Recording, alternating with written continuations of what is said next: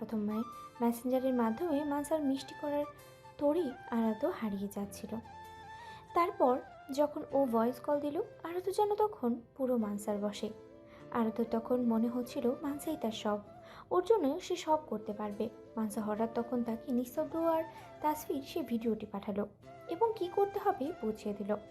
আরাধ্য তখন এতটাই মানসার ডুবেছিল যে কি থেকে কি করেছে সে খেয়ালই করছিল না। আরাধ্য আর মানসা ভোর পর্যন্ত দীর্ঘ আলাপ কার্য চালিয়ে গেল। অতঃপর ঘোরের বসেই সে ভিডিওটা পাবলিশ করে ঘুমিয়ে গিয়েছিল। ওই যে কথায় আছে না, প্রথম প্রথম প্রেমে পড়ে মানুষ, ন্যায় অন্যায় নীতিবোধ সব হারিয়ে ফেলে। চারপাশে মানুষজন তখন থমকে দাঁড়ায়, চলতে থাকে তখন শুধু সে আর তার নতুন প্রেমিকা। আরাধ্যরও হয়েছিল ঠিক তাই। আরাধ্য যখন ঘুম ভাঙল তখন যেন সে হুঁশ ফিরল। ভিডিওর এই কমেন্ট বক্সে মানুষের চিঠি বার্তায় তার বুকের মাঝে ঘুমিয়ে থাকা বিবেক বোধ যেন আস্তে আস্তে জাগ্রত হতে লাগলো। খানিকক্ষণ বাদেই তার এক বন্ধু নিস্তব্ধ সম্পূর্ণ বক্তব্য রেকর্ড করে তাকে পাঠালো। মাথা চেপে বসে রইল সে। নিস্তব্ধ বক্তব্য সম্পূর্ণ শুনে আরাধ্যর যেন মনে হলো সে ঝোঁকের বসে কত বড় অপরাধটাই না করেছে। তার মনে হচ্ছে সে এখন গলা পানিতে দাঁড়িয়ে সাঁতার না পারায় ছটপট করছে। ঢেউয়ের তোপে সে নির্ঘাত এখন তাকে ভেসে যেতে হবে এবং একটা সময় সে বোধহয় সেই মাঝ নদীতে হাজারো জলরাশির মাঝেই চিরতরে হারিয়ে যাবে। আর তো হাউমাউ করে কাঁদতে লাগলো। সে এখন কি করবে, কি করে এর সমাধান করবে? কেন তার সকালে এই কথাগুলো মনে বাজলো না? কথায় আছে না, ঠুস খেলেই মানুষের হুঁশ ফেরে, তার হয়েছে ঠিক সেই দশা। আর তো চোখ মুখ মুছে ওয়াশরুমে গিয়ে ফ্রেশ হয়ে আসলো। অতপর সে ক্যামেরার সামনে বসেই পরবর্তী ভিডিওটা বানিয়ে পাবলিশ করে দিল। তার যা হয় হবে। তার জন্য নিস্তব্ধ স্যার তার যা শাস্তি দেবে সে সব মাথা পেতে নেবে। প্রণয়ের তাগিদে আরাধ্য তার দ্বিতীয় ভিডিওতে মানসার নাম উল্লেখ করেনি। শত হোক সে তার প্রথম প্রেম, তার ছোট্ট মস্তিষ্কে যা এলো তাই করলো। সে চায় না মানসা আর মানুষের চোখে ছোট হোক। দোষ তো তারও আছে শতভাগ। সে কেন মানসার কথায় মজলো? আরাধ্যর কথা শেষ হতেই নিস্তব্ধ সুজনকে আদেশ করলো। সুজন, এই মুহূর্তে ওর থেকে ফোন নাম্বার দিয়ে ওর বাবা মাকে আমার রেস্টুরেন্টে আসতে বলে দে। আরাধ্যকে টানতে টানতে নিস্তব্ধ নিজের গাড়িতে নিয়ে বসালো। আরাধ্য চুপচাপ বসে রইল, একটু শব্দটিও করলো না। কী বা বলার আছে তার? নিস্তব্ধ তৎক্ষণাৎ ফোন লাগালো আরিফুল হকের নম্বরে। মেয়েকে নিয়ে যেথায় থাকেন না কেন মিস্টার, এই মুহূর্তে আমার রেস্টুরেন্টে আসবেন। আই রিপিট, এই মুহূর্তে। সুজনের পানে তাকিয়ে নিস্তব্ধ শক্ত কণ্ঠে বলল। সুজন, তাসফিকে ওসমান ভিলাই দিয়ায়। তাসফি প্রতিবাদ করে এগিয়ে এলো, উৎকণ্ঠা মিশ্রিত কণ্ঠে শুধালো। প্লিজ, আপনি কোথায় যাচ্ছেন ওকে নিয়ে? আমিও যেতে চাই ডাক্তার সাহেব, আমায়ও নিয়ে চলুন। নিস্তব্ধ তাসফির মাথায় আদরে হাত বুলিয়ে বলল। একটা বিশেষ কাজে যাচ্ছি বউ, তোমায় বাড়ি ফিরে জানাবো। সুজনের সঙ্গে বাড়িতে চলে যাও কেমন? আমায় নিয়ে টেনশন করো না। তাসফি অভিমান করে আর যেতে চাইল না নিস্তব্ধর সঙ্গে, চলে এলো বাড়িতে। সেই অভিমান তার এখনও স্থায়ী। রাত তখন অনেকটাই হয়েছে। ঘুমানোর তাগিদে তাসফি মাত্রই শুতে যাচ্ছিল। বাসন্তী ফোনও স্ক্রল করছিল, সেও শুয়ে পড়বে। তখনই চোখে মুখে তীব্র গম্ভীর্য নিয়ে রুমে আগমন ঘটল নিস্তব্ধর। তাসফি সঙ্গে সঙ্গেই কাপড় ঠিক করে সোজা হয়ে বসলো। নিস্তব্ধ গম্ভীর কণ্ঠে বলল। আপা, মা তোকে নিচে ডেকেছে। বাসন্তী চোখ ছোট ছোট করে বলল। সত্যিই ডেকেছে? মিথ্যা বলছিস না তো? মিথ্যা বলি না আমি, জানিস তুই আপা। বাসন্তী বিড়বিড় করে বলল। হ্যাঁ, সে তো সেদিনই দেখিয়েছি। আমার ভাই কেমন মিথ্যা বলতে পারে? নিস্তব্ধ কথার বিপরীতে অন্যদিকে মুখ ঘুরিয়ে নিল। বাসন্তীকে থামিয়ে তাসফি কিছু বলতে চাইল। নিস্তব্ধ আঙ্গুলের ইশারায় তাকে চুপ থাকতে বলল। তাসফি মুখ কাচুমাচু করে বসে রইল, করুণ চোখে বাসন্তীর দিকে চাইল। বাসন্তী তাকে বাঁচাতে বলল। তাসফি, তুইও আমার সঙ্গে আয়। নিস্তব্ধ থমথমে কণ্ঠে বলল। তোকে ডেকেছে আপা, ওকে তো ডাকেনি, ও কেন যাবে? বাসন্তী একবার তাসফির পানে অসহায় চোখে চেয়ে আর উপায় না পেয়ে একাই বেরিয়ে গেল। বাসন্তী চলে যেতে নিস্তব্ধ তাসফির দিকে কদম বাড়িয়ে এগিয়ে আসতে লাগলো। তা দেখে বিছানায় বসে থাকা তাসফি শুষ্ক ঢোক গিলল, আরো জড়সড় হয়ে বসলো। জিহ্বার সহিত ঠোঁট ভিজিয়ে শুধালো। আপনি আপনার রুমে যান না, আমি আসলে এখন ঘুমাবো তো, যান না। তাসফি দীর্ঘ হাম ছাড়ার ভঙ্গিমা করলো। আপনি রুমে গিয়ে ঘুমান, কেমন? নিস্তব্ধ এগিয়ে আসতে আসতে অদ্ভুত কণ্ঠে বলল, ঘুমাবেন ঘুমাবেন তো অবশ্যই, তবে এখানে নয় তো ম্যাডাম। ঘুমাবেন তবে আমার জিম্মায়। মানে? নিস্তব্ধ তাসফির একদম গা ঘেঁষে দাঁড়ালো। মানে খুবই সিম্পল। মুহূর্তের মাঝেই তাসফির নিজেকে শূন্যে আবিষ্কার করলো। আতঙ্কে চেঁচিয়ে উঠল সে। কি করছেন? আস্তে চেঁচাচ্ছেন কেন? মানুষ কি বলবে ম্যাডাম? তাসফি চোখ পিটপিট করে চাইল। লোকটার ভাবগতি তার একদম সুবিধার ঠেকছে না। নিশ্চয়ই কোনো মতলব এড়েছে, সে নিশ্চিত। নিস্তব্ধ তাসফিকে পাজাগোলা করে নিয়ে রুম থেকে বেরিয়ে নিজের রুমের দিকে হাঁটতে শুরু করলো। তাসফি মৃদু স্বরে বলল, কোথায় নিচ্ছেন আমায়? আপনাকে তো বললাম ডাক্তার সাহেব আমি ঘুমাবো। So what? প্রবলেম কিসে? আমিও তো ঘুম পাড়াতেই নিয়ে যাচ্ছি। সঙ্গীহীন ছিলেন, এখন সঙ্গী পাবেন। আপনারই তো লাভ। আপনার আজ সহ প্রতি রাতের ঘুমগুলো এখন থেকে স্পেশাল হবে। I promise. স্পেশাল এই নিস্তব্ধ ইয়াসার নিজে করবে। আপনার প্রবলেম কোথায় শুনি? আপনি শুধু দেখবেন। মানেটা কি? আপনি তো ভীষণ বুদ্ধিমতী। মানেটা না হয় আপনিই বলুন। তাসফি ভয়ে শুষ্ক ঢোক গেল। নিস্তব্ধ তাসফিকে রুমে এনে খাটে বসালো, দরজা বন্ধ করলো। এই সুযোগে তাসফি একদম বিছানার কোনায় গিয়ে বসে রইল। নিস্তব্ধ তা দেখে ভ্রু কুঁচকে বলল, কি ব্যাপার? এত দূরে গিয়েছেন কেন? পড়ে যাবেন তো, দেখি কাছে আসুন। তাসফি আরও সেটে বসলো। নিস্তব্ধ তার গায়ে জড়ানো কালো টি শার্ট খুলে ফেলল। নিস্তব্ধকে উদম গায়ে দেখে তাসফি চোখ ঘুরিয়ে নিল। নির্লজ্জ পুরুষ মানুষ। তাসফির ভাব ভঙ্গি দেখে নিস্তব্ধ ভ্রু উঁচিয়ে চাইল। পরক্ষণে ঠাস করে বিছানায় শুয়ে পড়ল। তাসফির হাত ধরে হ্যাঁচকাটানি নিজের বক্ষে এনে ফেলল। তাসফির লজ্জায় চোখ বন্ধ করে নিল। নিস্তব্ধ ফিসফিস করে শুধালো, দূরে দূরে কেন থাকছেন বলুন তো? বাড়িতে আসতে বলেছিলাম কি দূরে থাকার তাগিদে? তাসফি মাথা নাড়ল। তবে কেন দূরে দূরে থাকছিলেন? আমার অনুভূতি আপনি বুঝেন না? স্বামী কাছে ডাকলে সঙ্গে সঙ্গে হাজিরা দিতে হয়, জানেন না? আপনার একটুখানি ছোঁয়া পেতে এই নিস্তব্ধ ব্যাকুল হয়ে থাকে, বুঝেন না? তাসফির মাঝে হঠাৎ করে যেন তীব্র লজ্জায় রাঙা প্রজাপতির দল হানা দিয়েছে, যাতে অবশ করে দিয়েছে তার পুরো অঙ্গ। নিস্তব্ধ আঙ্গুলের সাহায্যে তাসফির মুখখানা উঁচিয়ে দৃঢ়ভাবে চাইল, শুধালো, এখনো কেন লজ্জা পাচ্ছেন বলুন তো? অর্ধেক লাজ তো আপনার সেদিন ফার্ম হাউসে। তাসফির সঙ্গে সঙ্গে নিজ হাতের সাহায্যে নিস্তব্ধর মুখ চেপে ধরল। কণ্ঠে অস্পষ্ট ভাব ফুটিয়ে শুধালো, আমি আমি এই মুহূর্তে প্রস্তুত নই ডাক্তার সাহেব। নিস্তব্ধ তাসফির তার মুখে চেপে ধরা হাতে চুমু খেল। তাসফি চোখ বন্ধ করে নিল। নিস্তব্ধ প্রেয়সীকে আরও খানিকটা গভীরভাবে জড়িয়ে ধরল। কোমরে হাতের বাঁধন গাঢ় করল। তাসফির কপালে আদরের চুমু খেল।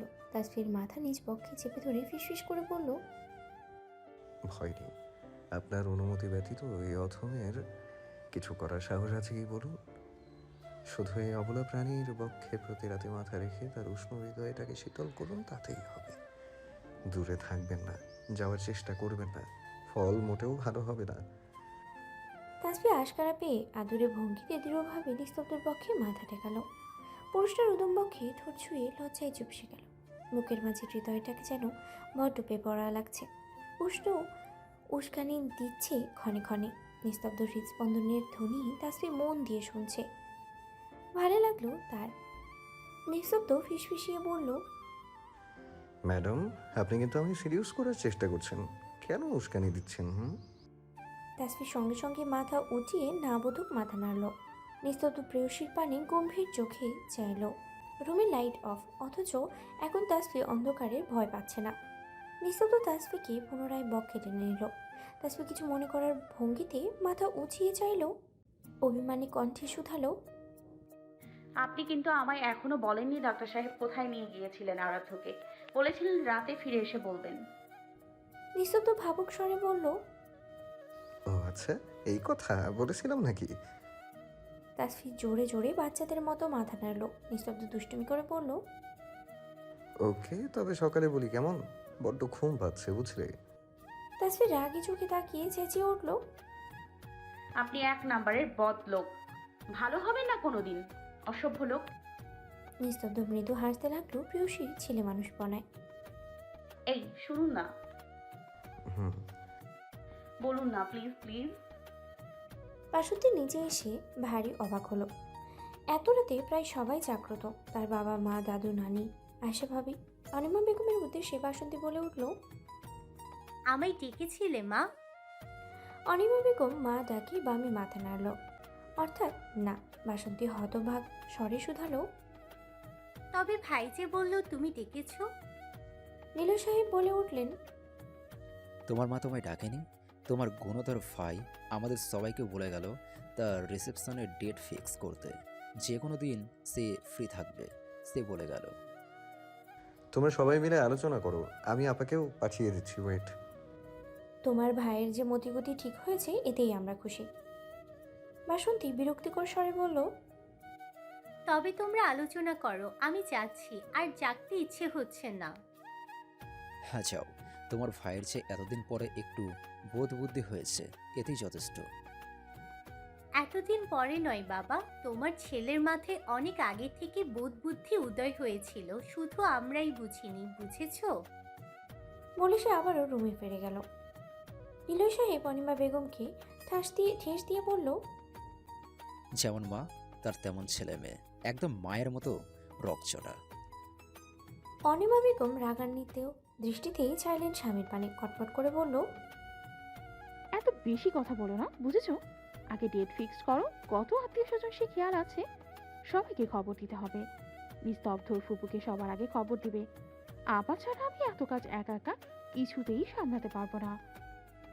তিনি আবারও শ্বশুরের পানে চেয়ে বললেন, শুনুন বাবা, আপনি আপাকে কিচ্ছুটি বলতে পারবেন না।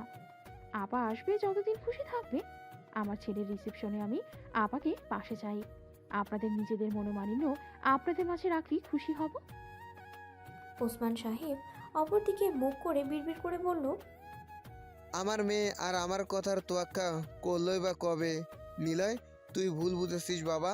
তোর ছেলে তার মেয়ের মতোই হয়নি, হয়েছে একদম ফুফুর দাসের।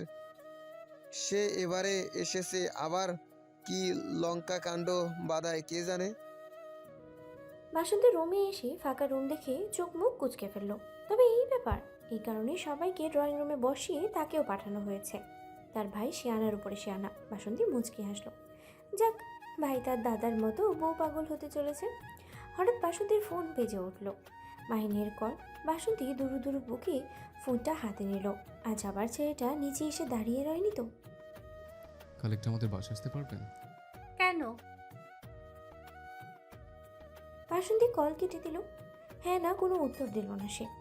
নিচ থেকে ঘুমের তাগিদে রুমে আসলেই হঠাৎ করে তার ঘুমপুরীরা যেন নিজেরাই ঘুমিয়ে গিয়েছে। অন্ধকার রুমে থাই গ্লাস ভেদ করে বাইরে আলোর দিকে তাকিয়ে রইল সে দীর্ঘক্ষণ। কিছু সম্পর্কে না সমীকরণ মেলাতে সে ব্যর্থ। জীবনের মোড় আবার তাকে নতুন করে কোথায় গিয়ে ফেলে আসে কে জানে। পুনরায় কি তাকে নদীতে ঠাঁই না পেয়ে ভেসে যেতে হবে প্রবল স্রোতে, কে জানে। তাসফি অভিমানে মুখ ঘুরিয়ে রেখেছে অন্যদিকে। নিস্তব্ধ থেকে দূরত্ব বজায় রেখেছে এক হাত। সতর্ক করেছে একদম যেন সে বর্ডার টপকানোর ধান্দা না করে।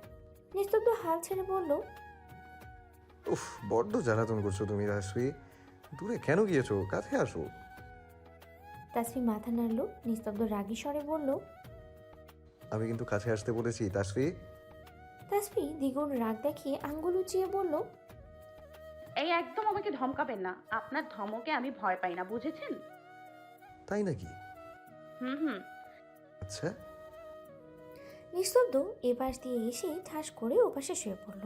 তাসফি টোম ফুলে বলল, আপনি কথার খেলাপ করেছেন। মোটেও না। আমি তো তোমার মাপা এক হাত ক্রস করিনি, দেখো। আপনি একটা চিটিং বাজ। ওকে বাবা, ঠিক আছে, বলছি তো। কাছে এসো। রাগ করছো কেন? এত দূর থেকে তো শুনতে পাবে না বউ। তাসফি মুখ ভেঙচি দিল। ছাই, মিথ্যে কথা বলে আর আমার সঙ্গে চিটিং করতে লোকটা ওস্তাদ, সব সময় হেয়ালি। তাসফি আবারও ওপাশে ফিরতে নিলে নিস্তব্ধ সেই সুযোগ দিল না। নিস্তব্ধ সঙ্গে সঙ্গে তাসফিকে আষ্টে পিষ্টে জড়িয়ে ধরল। ললাটে চুম্বন করল পরপর অধরে। হঠাৎ আক্রমণে তাসফি কিছুটা অস্থির হয়ে উঠল। নিস্তব্ধ ফিসফিসিয়ে বলল, সব সময় পালাই পালাই করো কেন বলো তো বউ? এত ছটফট করো, বাঁধন আরও দৃঢ় হবে, মনে রেখো। তাই শান্ত থাকলেই তোমার লাভ, আর আমারও, বুঝেছো? তাসফির নাকে আলতো কামড় বসালো। তাসফির পেটে দুষ্টু প্রজাপতির দল উঠতেই থাকলো। তাদের শিহরণে তাসফি অতিষ্ঠ। একদিনে তার অসভ্য ডাক্তার সাহেব, অপরদিকে দুষ্টু অনুভূতির মাতলামি। কপত কপতের আলিঙ্গনের মধ্যেই কাটিয়ে দিল পুরো একটি রাত। দীর্ঘ রজনী কেটে গেল এক লহমায়। পূর্ব দিগন্তে উদয় হলো নতুন দিবাকর। উদয় অবশ্য হয়নি, উদয় তো হয়ে আছে সেই শত সহস্র কোটি বছর যাবৎ। আদতেও কোনোদিন তার তেজস্বী উত্তপ্ত জ্যোতি নিভবে কিনা কে জানে। তা তো জানেন একমাত্র তারই সৃষ্টিকর্তা। ফোনের রিংটনের বিকট শব্দে তাসফির ঘুম ছুটে গেল। প্রচণ্ড মেজাজ খারাপ হলো তার। উফ, তারা তো স্বাদের ঘুমের ব্যাঘাত দিতে ইচ্ছে হলো কোন মানুষের! আশ্চর্য! পিটপিট করে চোখ মেলে চাইল সে। ফোনটা পেল এক হাত ধরে। নিস্তব্ধতাকে রুমে আনার মুহূর্তে ফোনটা তার হাতেই ছিল। সারা রুমে চোখ বুলিয়ে সে নিস্তব্ধর টিকিটাও পেল না। বিয়ের আগে দেখা স্বপ্ন বুঝি তার আর পূরণ হবে না। সে কি পারে না তার ডাক্তার সাহেবের আগে ঘুম থেকে উঠতে? হে সৃষ্টিকর্তা, তুমি কি পারো না এই তাসফিকে একটু আগে ঘুম থেকে জাগিয়ে দিতে? ভেবেছিল বিয়ের পর প্রতিদিন সকালে জামাইয়ের মুখ দেখে তার হৃদয়কে শীতল করবে, কিন্তু তার বোধ হয় এই জন্মে সম্ভব নয়। তাসফির বাঁকা হাসলো। কেন সম্ভব নয়? অসম্ভবকে সম্ভব সে করবে। নিজের কোনো ইচ্ছাই তো সে অপূর্ণ থাকতে দেয়নি। ঠিক কৌশলে নিজের করে নিয়েছে, এটাও পূরণ করে নেবে। নিস্তব্ধ ইয়াসারের মতো তীক্ষ্ণ বুদ্ধিসম্পন্ন তাগড়া পুরুষকে বোকা বানিয়ে ফেললো, আর এ তো সাধারণ একটা বিষয়। মুচকি হেসে চোখের সামনে এসে পড়া একগুচ্ছ এলোমেলো কেশ রাশি যত্নের সহিত গুজে নিল সে নিজের কানের পিছে। ফোনটা আবারও বেজে উঠল। দীর্ঘ নিঃশ্বাস ফেলে সে উঠে বসল। হাত বাড়িয়ে ফোনটা নিজ মুঠোয় কবজা করে নিল। আশার ফোন। ভ্রু কুচকালো তাসফি। টাইমের দিকে নজর গেল, সে আটকে উঠল। ও মাই গড, 10টা বাজে! কেউ কেউ এসে তাকে ডাকলো পর্যন্ত না। সে এতক্ষণ কি করে ঘুমালো আশ্চর্য! দুবার মাথা ঝাঁকি দিল সে। দ্রুত কল কেটে দিয়ে ব্যাক করলো সে। বেচারার ফোনের টাকা নষ্ট করতে চায় না, এমনিতেই চাচার দেয়ার ফোনটা পেয়েছে।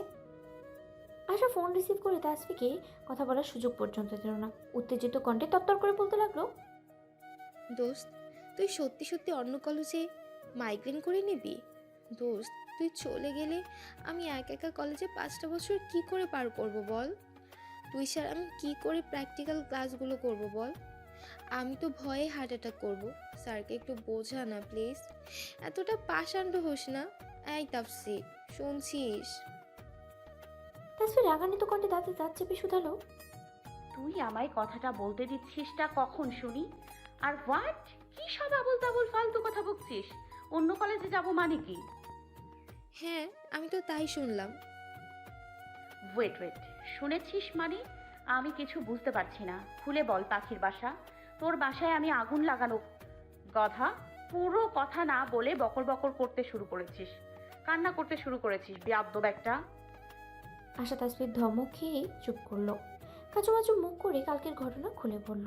কাল নিস্তব্ধ তাসফিকে সুজনের সঙ্গে বাড়িতে পাঠিয়ে নিজে আরাধ্যকে সাথে নিয়ে রেস্টুরেন্টে গিয়েছিল। সুজন তাসফিকে পৌঁছে দিয়ে সেও সেখানে গিয়ে পৌঁছায় তার খানিকক্ষণ পরে। আরাধ্যর বাবা মা আর আরিফুল হক মানসাকে নিয়ে উপস্থিত হন খানিকক্ষণ বাদে। নিস্তব্ধ নির্লিপ্ত ভঙ্গিতে ফোন স্ক্রল করছিল তারা। সবাই আসতেই নিস্তব্ধ তাদের সকলকে সে বিনয়ের সহিত বসতে বলে। এক ওয়েটার এসে জিজ্ঞেস করলো, প্রয়োজন নেই, তোমরা তোমাদের কাজ করো, আমাদের একটা কর্নারই যথেষ্ট। শুধু সংখ্যা মোতাবেক কফির কাপ পাঠিয়ে দিও, যাও। আরাধ্যর বাবা উৎকণ্ঠা নিয়ে শুধালো, নিস্তব্ধ শান্ত চোখে তাকিয়ে বলল, ওরকম ছেলে নয় বলে যে কখনো খারাপ কিছু করবে না, এটা ভাবাটা নিতান্তই বোকামি। খারাপ প্ররোচনায় পড়ে মানুষ নিজের স্বভাবের গণ্ডি পেরিয়েও অনেক সময় অনেক কিছু করে বসে মিস্টার মির্জা। মির্জা সাহেব ছেলের দিকে অবাক হয়ে চাইলেন। কিছু বুঝতে পারছেন না সে। নিস্তব্ধ কথা বাড়ালো না। ওর ইশারায় সুজন দুটো ভিডিও তাদের সামনে বের করে দেখালো। ভিডিও দুটো আপনার ছেলে পাবলিশ করেছে, ওটা তারই আইডি। আর তাকে প্রথম ভিডিওটা দিয়ে সাহায্য করেছে আপনার সামনে বসা মেয়েটা। সে আরিফুল সাহেবেরই সন্তান। মিথ্যা কিছু প্রবলেম ক্রিয়েট করে আমায় এবং আমার ওয়াইফকে অসম্মান করেছে। তাদের দুজনকেই ইতিমধ্যে শাস্তি অর্ধেক দেওয়া হয়েছে। বাকিটা দিতেই আপনাদের এখানে ডাকা। ভিডিওটা দেখে মিস্টার আর মিসেস মির্জা ভীষণ অস্বস্তি বোধ করলেন। ছি, কি হিতকর কাহিনী! লজ্জায় তার মাথা কাটা যাচ্ছে। কি কুৎসিত ব্যাপার! আরিফুল হক টেবিলের নিচ দিয়ে নিজের মেয়ের হাত রাগে দুঃখে এমনভাবে চেপে ধরে